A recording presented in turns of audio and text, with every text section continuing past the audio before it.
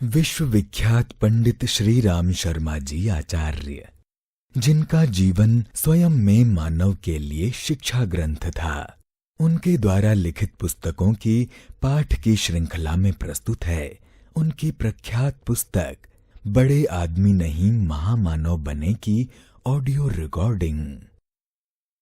संसार में जितने भी महापुरुष हुए हैं, उनकी महानता का एक ही आधार स्तंभ है कि उन्होंने अपने समय का पूरा पूरा उपयोग किया, एक क्षण भी व्यर्थ नहीं जाने दिया। जिस समय लोग मनोरंजन खेल तमाशों में मशगूल रहते हैं, व्यर्थ आलस्य प्रमाद में पड़े रहते हैं, उस समय महान व्यक्ति महत्वपूर्ण कार्यों का सृजन करते रहते हैं। ऐसा एक भी महापुरुष नहीं जिसने अपने समय को नष्ट किया हो और वह महान बन गया हो। समय बहुत बड़ा धन है, भौतिक धन से भी अधिक मूल्यवान। पंडित श्री राम शर्मा आचार्य।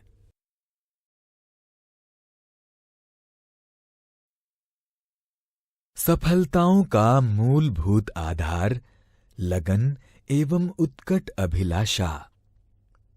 ईसा मसीह ने अपने शिष्यों को उपदेश देते हुए कहा है, जो द्वार खटखटाएगा उसके लिए दरवाजा खोला जाएगा और जो मांगेगा वह दिया जाएगा।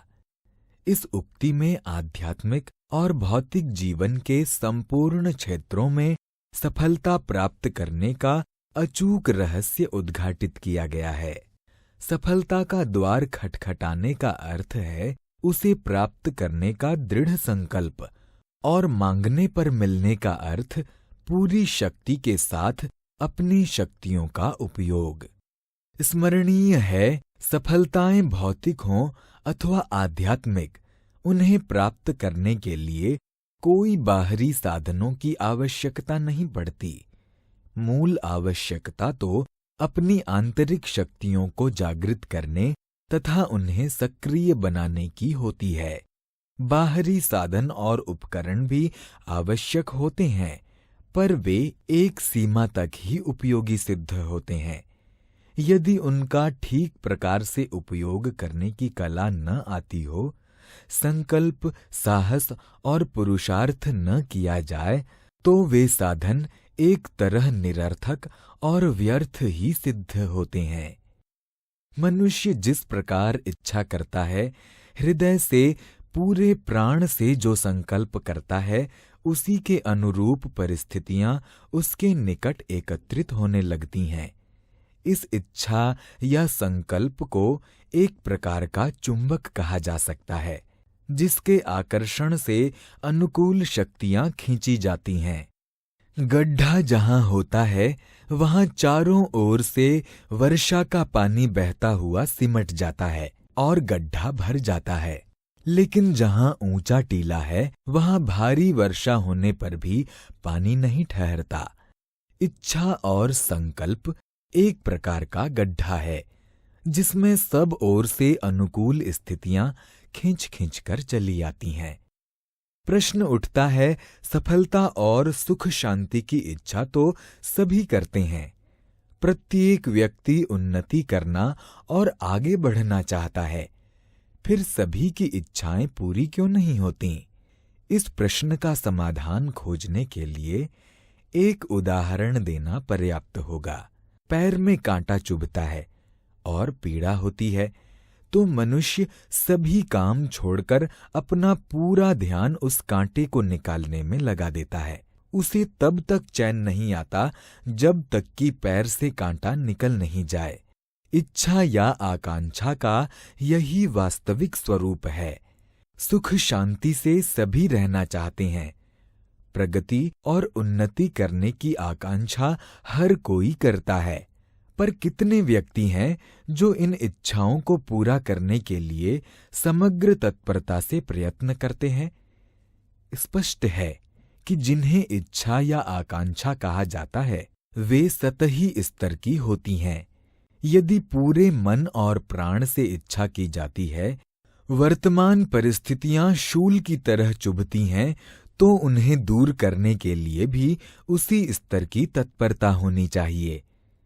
इस स्तर की इच्छा जहां भी रहेगी, वहां अभिरुचि, मनोयोग और आवश्यक साधन जुटाने के लिए समस्त शक्तियां सक्रिय हो उठेंगी। इसके विपरीत सतही इच्छाएं तथा आकांक्षाओं की कमी रहने पर विभूतियां प्राप्त नहीं हो सकेंगी।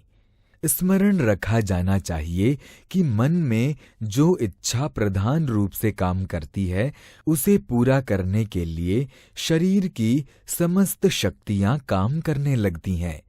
निर्णय शक्ति, निरीक्षण शक्ति, अन्वेषण, चिंतन और कल्पना आदि मस्तिष्क की सभी शक्तियां उसी दिशा में सक्रिय हो जाती हैं और तब एक जीवित चुंबकत्व तैयार हो जाता है।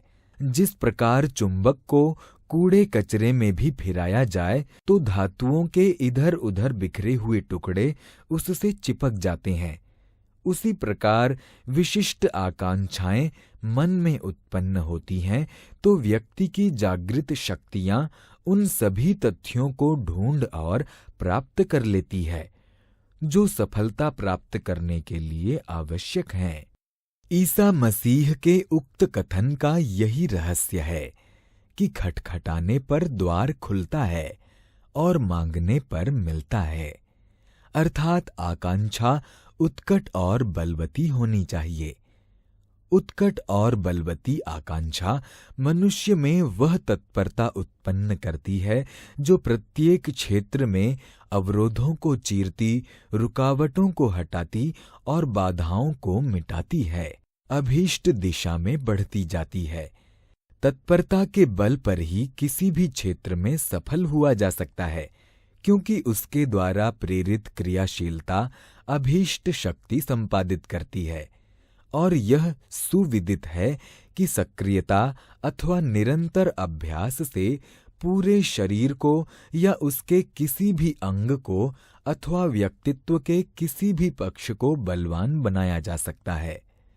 लुहार का दाहिना हाथ अपेक्षाकृत अधिक मजबूत होता है, क्योंकि अधिक काम में आने के कारण उसकी क्षमता बढ़ी हुई रहती है।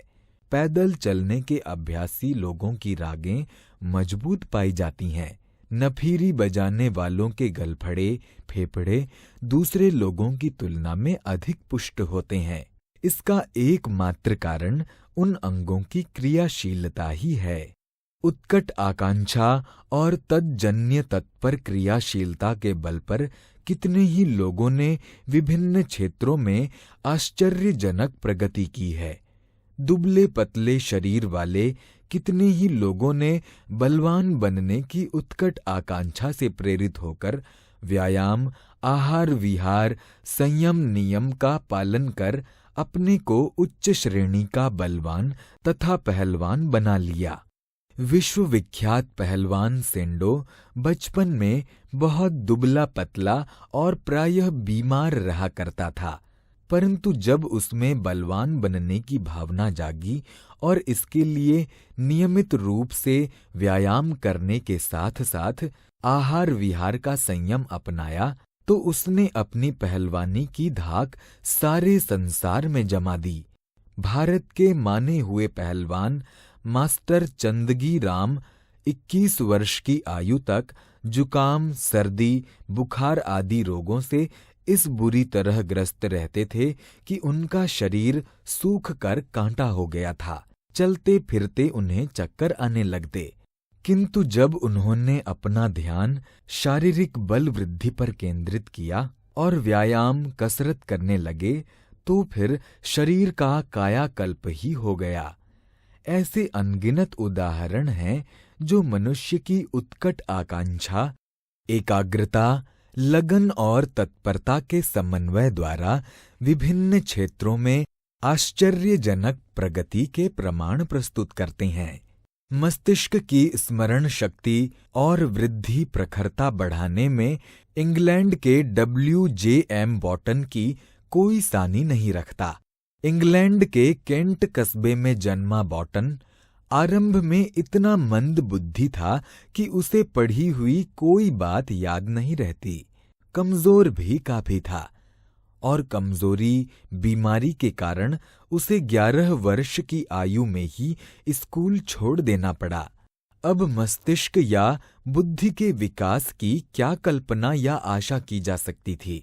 लेकिन इस स्थिति में भी बॉटन ने अपने पिता की प्रेरणा से मनोरंजन का एक शौक बढ़ाया।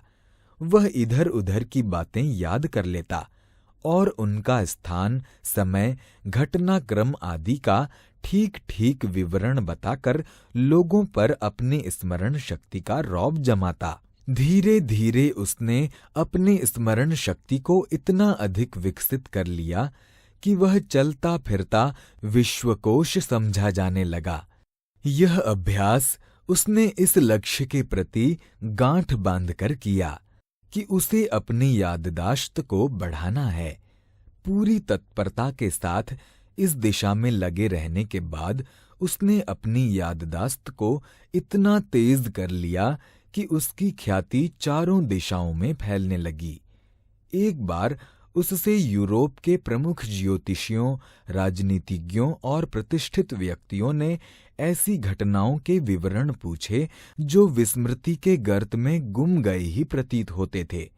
पर उसने पूछी गई सारी घटनाओं को सिलसिलेवार सन, तारीख सहित इस प्रकार बताया कि पूछने वालों को आश्चर्यचकित रह जाना पड़ा।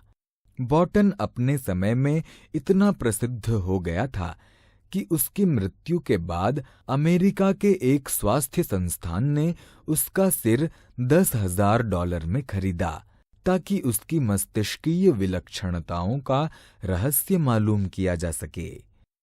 इच्छा शक्ति का केंद्रीकरण तथा पूरी तत्परता के साथ प्रयत्नशील रहना ही वो आधार है जिसके बल पर इच्छित उपलब्धियां प्राप्त की जा सकती हैं। मनुष्य उन्हीं वस्तुओं अथवा उपलब्धियों को प्राप्त कर सकता है जिनके लिए वह आग्रहपूर्वक प्रयत्न करता है। अगर किसी लक्ष्य विशेष का निर्धारण न कर काम किया जाए तो उसका परिणाम भी शून्य या नगण्य ही रहेगा। और कहना नहीं होगा कि लक्ष्य का निर्धारण तभी होता है जब मन में किसी विशिष्ट आकांक्षा का निवास हो और उसे प्राप्त करने के लिए तत्परता के स्तर की व्यग्रता हो। अनेक जीव जंतु, कीट पतंगे फूलों के आसपास घूमते रहते हैं, पर उनमें से केवल मधुमक्खी ही शहद निकालती है, क्योंकि उसे मधु प्राप्त करने की आकांक्षा और व्यग्रता रहती है। उस संबंध में ब्रिटेन के एक प्रसिद्ध विचारक कार्लायल का कथन है कि एक ही विषय पर अपनी शक्तियों को एकाग्र करने से कमजोर व्यक्ति भी बहुत कुछ कर सकता है, जबकि बलवान व्यक्ति भी अपनी शक्तियों को कई दिशाओं में बिखेर देता है तो वह बलवान होते हुए भी कुछ नहीं कर सकता। एक एक बूंद पानी अगर एक ही स्थान पर निरंतर पड़ता रहे तो कड़े से कड़े पत्थर में भी छेद हो जाता है, लेकिन यदि पानी का बड़ा भारी बहाव भी शीघ्रतापूर्वक उसके ऊपर से निकल जाए तो उसका नाम निशान भी उस पर दिखाई नहीं पड़ता। अंग्रेजी भाषा में प्रख्यात साहित्यकार बुल्वर लिटन शौकिया तौर पर ही लिखा करते थे, लेकिन उन्होंने जो कुछ भी लिखा वह इतना श्रेष्ठ था कि उसके कारण लिटन की गणना अंग्रेजी के अग्रणी लेखकों में की जाती है। एक बार किसी ने उनसे इसका रहस्य पूछा तो लिटन ने कहा कि मैं कभी शीघ्रतापूर्वक बहुत अधिक काम कर डालने की कोशिश नहीं करता, बल्कि उसे उत्तम रीति से करना ही ज्यादा पसंद करता हूं। अगर आज अपनी शक्ति से अधिक काम कर डाला जाए तो कल तक थकान आ जाएगी और फिर थोड़ा सा काम भी ठीक ढंग से नहीं हो सकेगा। जब मैंने कॉलेज छोड़ा और सांसारिक कामों में पड़ा तो उसके पहले वास्तव में मैंने ऐसे कामों का कोई अध्ययन नहीं किया था, लेकिन इसके बाद मैं पढ़ने लगा और मेरा विश्वास है कि मैंने सामान्य लोगों से कम नहीं पढ़ा, मैंने बहुत सी दूर दूर देशों की यात्राएं की, राजनीति में भाग लिया और उद्योग धंधों में भी समय बिताया। फिर भी 60 से अधिक किताबें लिख डालीं। आपको विश्वास नहीं होगा कि मैंने इस पढ़ने लिखने में कभी 3 घंटे से अधिक समय खर्च नहीं किया। लेकिन इन 3 घंटों में जो भी पढ़ता लिखता था वह पूरी एकाग्रता, तन्मयता और तत्परता के साथ। सफलता का मूलभूत आधार उत्कट इच्छा, तत्पर सक्रियता और क्रियाशीलता ही है। इसके बिना कोई भी व्यक्ति ऊंचा नहीं उठ सकता है और कोई उल्लेखनीय सफलता नहीं प्राप्त कर पाता है। तत्परता, तन्मयता, सक्रियता और मनोयोग के मूल में भी उत्कट आकांक्षा ही उत्प्रेरक का काम करती है। यद्यपि सुख दुख, भली बुरी परिस्थितियां और उत्थान पतन का मुख्य कारण मनुष्य का कर्म ही समझा जाता है, लेकिन कर्म रूप वृक्ष भी तो विचार और इच्छा रूपी बीज से ही उत्पन्न होता है। इच्छा से प्रेरणा की और प्रेरणा से कर्म की उत्पत्ति होती है। मनुष्य अपनी आकांक्षा के अनुरूप सोचता है और जैसा वह सोचता है वैसे ही साधन उपलब्ध करता है। जैसे साधन उपलब्ध होते हैं वैसा ही कर्म वह करने लगता है। जैसे कर्म किए जाते हैं वैसी ही परिस्थितियां सामने आ खड़ी होती हैं और उसी तरह के परिणाम प्रस्तुत करती हैं। इसे भाग्य, कर्मों का फल, किस्मत, जो चाहे नाम दे दिया जाए, पर सच्चाई तो यह है कि यह सब अपनी ही इच्छाओं की परिणति और फलश्रुति है। जो चाहा जाता है वही प्राप्त होता है। इसलिए कहा गया है कि प्रत्येक मनुष्य अपने भाग्य का निर्माता और तकदीर का लेखक स्वयं है। संसार में जितने भी व्यक्तियों ने सफलताएं प्राप्त की हैं, उन्होंने अपने प्राप्तव्य के लिए पूरे मन से अभिलाषा की है और वे इस बात के लिए तड़पते, बेचैन होते रहते हैं कि किस प्रकार अपनी अभीष्ट वस्तु प्राप्त की जाए।